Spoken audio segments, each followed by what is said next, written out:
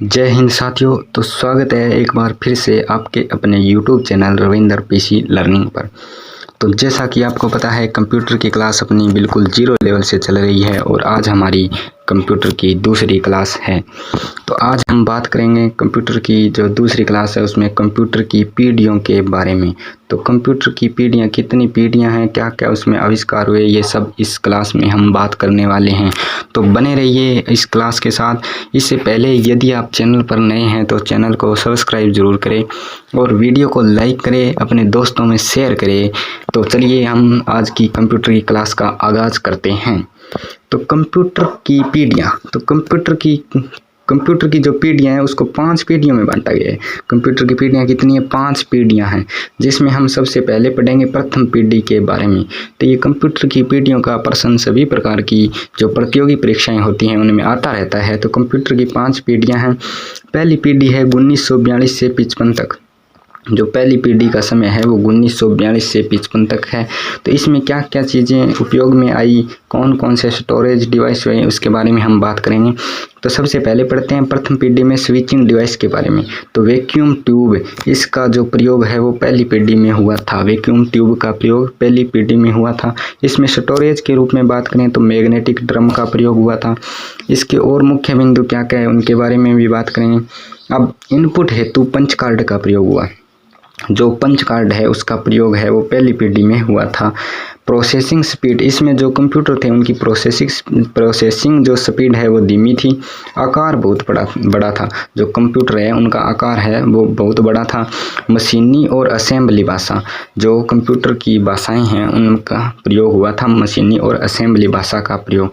अब बात करेंगे वैक्यूम ट्यूब के बारे में। तो वैक्यूम ट्यूब का आविष्कार 1904 में सर जॉन एम्ब्रोस फ्लेमिंग ने किया था। वैक्यूम ट्यूब का आविष्कार किसने किया था? तो सर जॉन एम्ब्रोस फ्लेमिंग ने। 1906 में ली डी फॉरेस्ट ने संशोधित किया। तो इस वैक्यूम ट्यूब को संशोधित किसने किया था? ली डी फॉरेस्ट। अब प्रथम पीढ़ी में कौन कौन से कंप्यूटरों का उपयोग हुआ? तो ENIAC, EDVAC, EDSAC, UNIVAC, mark first, IBM 1650, ये पहली पीढ़ी के कंप्यूटर है। तो इनकी चर्चा हम पीछे की क्लास में कर चुके हैं। इनका क्या पूरा नाम क्या है ये सब हम पीछे की क्लास में चर्चा कर चुके हैं। अब पढ़ेंगे हम पंच कार्ड के बारे में, यानी पंच कार्ड क्या है। तो पंच कार्ड प्रथम पीढ़ी में इनपुट हेतु प्रयुक्त पंच कार्ड को होलेरिथ कार्ड कहा जाता है। यानी पंच कार्ड का दूसरा नाम क्या है? तो Hollerith card. Punch card computer में सूचना इनपुट करने का सबसे पुराना माध्यम है। पंच कार्ड का आविष्कार किसने किया था? तो हरमन होलेरिथ, इसलिए इसको होलेरिथ कार्ड भी कहा जाता है। होलेरिथ ने इलेक्ट्रोमैकेनिकल कार्ड टेबुलेटिंग मशीन बनाई, जिसे अपग्रेड कर सेंसर टेबुलेटर नाम दिया। तो आगे हम बात करेंगे दूसरी पीढ़ी के बारे में। दूसरी पीढ़ी 1955 से 1964। तो दूसरी पीढ़ी का जो समय काल है वो 1955 से 1964 ईस्वी के मध्य रहा है। अब दूसरी पीढ़ी में बात करेंगे हम स्विचिंग डिवाइस के रूप में किसका प्रयोग हुआ था? तो ट्रांजिस्टर का उपयोग। जो ट्रांजिस्टर है उसका प्रयोग दूसरी पीढ़ी में हुआ था, याद रख लेना। अगला आगे चलते हैं। तो दूसरी पीढ़ी में जो स्टोरेज है, उस स्टोरेज डिवाइस है उसके रूप में किसका उपयोग हुआ था? तो चुंबकीय टेप और चुंबकीय डिस्क, ये दूसरी पीढ़ी में आई थी। उसके मुख्य बिंदु की बात करें तो मैग्नेटिक कोर का प्रयोग, ये भी दूसरी पीढ़ी में हुआ था। मैग्नेटिक कोर दूसरी पीढ़ी। दूसरी पीढ़ी के जो कंप्यूटर थे उनका आकार छोटा था, गति तेज थी। ट्रांजिस्टर का आविष्कार, अब ट्रांजिस्टर है उसका आविष्कार 1947 में हुआ था। 1947 में किसने किया था? तो जॉन बार्डिन, विलियम शोकली और वॉल्टर ब्रेटन, इन्होंने ट्रांजिस्टर का आविष्कार 1947 में किया था। अब इन तीनों को 1956 में नोबेल पुरस्कार दिया। इसमें प्रयुक्त ऑपरेटिंग सिस्टम बेच ऑपरेटिंग सिस्टम व मल्टी ऑपरेटिंग सिस्टम था। तो दूसरी पीढ़ी है उसमें बेच ऑपरेटिंग सिस्टम और मल्टी जो प्रोग्रामिंग ऑपरेटिंग सिस्टम था वो प्रयुक्त हुआ था। दूसरी पीढ़ी में हम भाषाओं की बात करें तो बेसिक और कोबोल जो उच्च स्तरीय भाषाएं हैं उनका प्रयोग हुआ।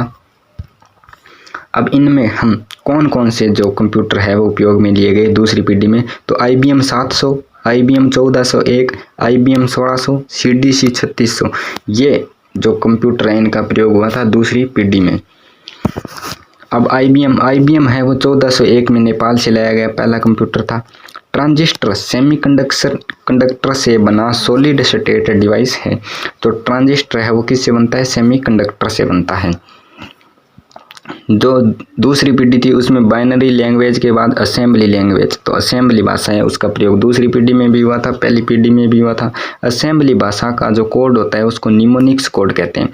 एक होती है असेंबली भाषा, उसके कोड को निमोनिक्स कोड कहते हैं। अब बात करेंगे हम तीसरी पीढ़ी के बारे में। तो तीसरी पीढ़ी में IC चिप का प्रयोग हुआ था। IC चिप जिसका पूरा नाम होता है इंटीग्रेटेड सर्किट, जिसका प्रयोग तीसरी पीढ़ी में हुआ था।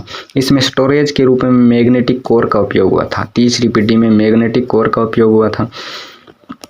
तो IC चिप का प्रयोग शुरू हुआ तीसरी पीढ़ी में हुआ था। अब इसमें भाषाओं की बात करें तो फोरट्रेन भाषा जो तीसरी पीढ़ी में काम में ली गई थी, फोरट्रेन भाषा। अब ऑपरेटिंग सिस्टम तो बैच प्रोसेसिंग, टाइम शेयरिंग और मल्टी प्रोग्रामिंग, ये तीनों ऑपरेटिंग सिस्टम है वो तीसरी पीढ़ी में उपयोग में आए थे। अब कंप्यूटर का आकार छोटे और गति में तेज हुए तीसरी पीढ़ी में। जैसे IBM 360 तीसरी पीढ़ी में प्रयुक्त हुआ था, तो ये तीसरी पीढ़ी के कंप्यूटर है। IBM 360, IBM 370 और नेवेल 1600 सीरीज, PDP, यूनिवेक 1108, ये तीसरी पीढ़ी के कंप्यूटर है। अब IC चिप के बारे में पढ़ते हैं। IC चिप, तो IC चिप का आविष्कार J.S. किल्बी और रॉबर्ट नोयस ने किया था। IC चिप है उसका आविष्कार किसने किया? J.S. Kilby, Robert Noyes. IC chip किसकी बनी होती है? तो सिलिकॉन की बनी होती है, जो एक माइक्रोचिप होती है। IC चिप किसकी बनी होती है? सिलिकॉन की बनी होती है, एक माइक्रोचिप होती है। IC चिप बनाने में सेमीकंडक्टर का प्रयोग होता है। किसका प्रयोग होता है? सेमीकंडक्टर। इसको मोनोलिथिक भी कहा जाता है IC चिप को। अब IC चिप का वर्गीकरण, तो इसका वर्गीकरण अलग अलग है, जैसे SSI, MSI, LSI, VLSI, ULSI। SSI जो 0 से 10 तक होती है जिसमें ट्रांजिस्टरों की संख्या, MSI 10 से 500 तक होती है, LSI 500 से 20,000 तक होती है, VLSI यानी वेरी लार्ज स्केल इंटीग्रेटेड, तो ये 20,000 से 10 तक होती है, ULSI ultra large scale integrated, ये 10 लाख से अधिक तक की होती है। अब बात करेंगे हम चौथी पीढ़ी के बारे में। तो चौथी पीढ़ी है वो 1975 से 1989, चौथी पीढ़ी 1975 से 1989 ईस्वी तक जो इसका समय है वो रहा था। अब चौथी पीढ़ी में क्या क्या हुआ, क्या क्या उपयोग में आया, उसके बारे में हम बात करेंगे।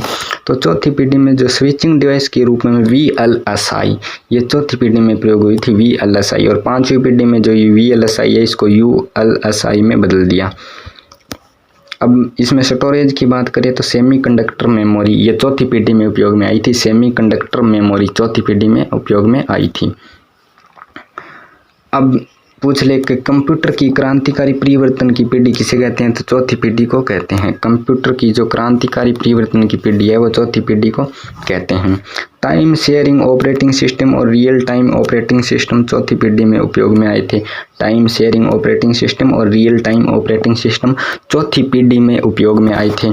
माइक्रो प्रोसेसर, इसका उपयोग भी चौथी पीढ़ी में शुरू हुआ था। कंप्यूटर आकार में छोटे और गति में बहुत तेज है चौथी पीढ़ी में। तो चौथी पीढ़ी के कुछ महत्वपूर्ण कंप्यूटर हैं, जैसे क्रे फर्स्ट, DEC 10, PDP 11, ये चौथी पीढ़ी के कंप्यूटर है। क्रे फर्स्ट, DEC 10, PDP 11, ये चौथी पीढ़ी के कंप्यूटर है। अब पढ़ेंगे हम माइक्रो प्रोसेसर के बारे में। माइक्रो प्रोसेसर क्या है? तो माइक्रो प्रोसेसर है वो चौथी पीढ़ी का मुख्य पुर्जा है। पूछ ले चौथी पीढ़ी का मुख्य पुर्जा क्या था? तो माइक्रो प्रोसेसर। माइक्रो प्रोसेसर एक माइक्रोचिप है। क्या एक माइक्रोचिप है? पूछ ले कंप्यूटर का दिमाग यानी कंप्यूटर का ब्रेन या कंप्यूटर का हृदय, हार्ट ऑफ कंप्यूटर, या कंप्यूटर का CPU किसे कहा जाता है? तो ये सब नाम माइक्रो प्रोसेसर के हैं। कौन कौन से? कंप्यूटर का brain, CPU, heart of computer, ये माइक्रो प्रोसेसर को ही कहा जाता है। लॉजिक चिप भी कहते हैं, माइक्रो प्रोसेसर है उसको लॉजिक चिप भी कहते हैं। माइक्रो प्रोसेसर लगा हुआ जो कंप्यूटर होता है उसको हम माइक्रो कंप्यूटर कहते हैं। यानी जो माइक्रो प्रोसेसर जिस कंप्यूटर में लगा होता है उसको हम माइक्रो कंप्यूटर कहते हैं। अब कुछ महत्वपूर्ण तथ्य है, जैसे दुनिया का पहला माइक्रो प्रोसेसर इंटेल 4004। दुनिया का पहला माइक्रो प्रोसेसर कौन सा था? इंटेल 4004, जो इंटेल कंपनी ने बनाया था। इंटेल 4004 किसने बनाया था? इंटेल कंपनी ने बनाया था। एक पेंटियम एक उच्च गति का माइक्रो प्रोसेसर है, कौन सा? पेंटियम। इंटेल कंपनी का मुख्यालय पूछा जाता है तो ये कैलिफोर्निया अमेरिका में है। इंटेल कंपनी का मुख्यालय कहाँ है? तो कैलिफोर्निया अमेरिका में है। अब पढ़ते हैं महत्वपूर्ण तथ्यों के बारे में। भारत का प्रथम स्वदेशी माइक्रो प्रोसेसर कौन सा था? तो किसके द्वारा बनाया गया? IIT मद्रास द्वारा, जुलाई 2018 में। IIT मद्रास द्वारा 2018 में बनाया गया था। माइक्रो प्रोसेसर सिलिकॉन से बनता है। किससे बनता है? सिलिकॉन होता है, उससे माइक्रो प्रोसेसर बनता है। कंप्यूटर को दिए गए निर्देश माइक्रो प्रोसेसर तक पहुंचते हैं और वह डेटा प्रोसेस करता है। यानी कंप्यूटर में हम जो भी निर्देश देते हैं वो माइक्रो प्रोसेसर तक पहुंचते हैं और वह डेटा को क्या करता है? प्रोसेस करता है। अब प्रोसेसर आर्किटेक्चर के प्रकार, ये कुछ प्रकार है: CISC, RISC। CISC जैसे complex instruction set computing, RISC reduced instruction set computing. अब पढ़ते हैं हम पांचवी पीढ़ी के बारे में। पांचवी पीढ़ी, तो पांचवी पीढ़ी जो वर्तमान में चल रही है 1989 के बाद की पीढ़ी है और जो वर्तमान में चल रही है वही पांचवी पीढ़ी है। तो इसमें ULSI, पांचवी पीढ़ी में ULSI का प्रयोग हुआ था। चौथी पीढ़ी में VLSI और पांचवी पीढ़ी में इसको ULSI में बदल दिया, जैसे ultra large scale integration. Optical disc का प्रयोग भी पांचवी पीढ़ी में हुआ था। पांचवी पीढ़ी में हम ऑपरेटिंग सिस्टम की बात करें तो AI आधारित है, यानी आर्टिफिशियल इंटेलिजेंस, कृत्रिम बुद्धि युक्त है। जो पांचवी पीढ़ी का ऑपरेटिंग सिस्टम है वो AI का विकास भी पांचवी पीढ़ी में हुआ है। वर्तमान में हम देख रहे हैं जो AI है उसका विकास पांचवी पीढ़ी में हुआ है, आर्टिफिशियल इंटेलिजेंस। सूचना प्रौद्योगिकी एवं सूचना राजमार्ग की अवधारणा, ये भी पांचवी पीढ़ी में हुई थी। तो पांचवी पीढ़ी के जो कंप्यूटर है वो तीव्र गति एवं उच्च भंडारण क्षमता उपलब्ध है। लैपटॉप, डेस्कटॉप, नोटबुक आदि ये पांचवी पीढ़ी के कंप्यूटर है। लैपटॉप हो गया, डेस्कटॉप हो गया, नोटबुक हो गया, ये सभी क्या है? पांचवी पीढ़ी के कंप्यूटर है। तो आज की क्लास अपनी यहीं तक। यदि आपको क्लास पसंद आए तो वीडियो को लाइक कीजिए, शेयर कीजिए, कमेंट कीजिए और चैनल को सब्सक्राइब जरूर कीजिए। जय हिंद, जय भारत।